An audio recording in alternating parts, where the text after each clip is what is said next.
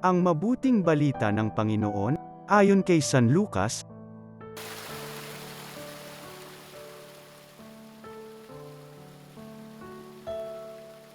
Minsan, nananalangin si Jesus.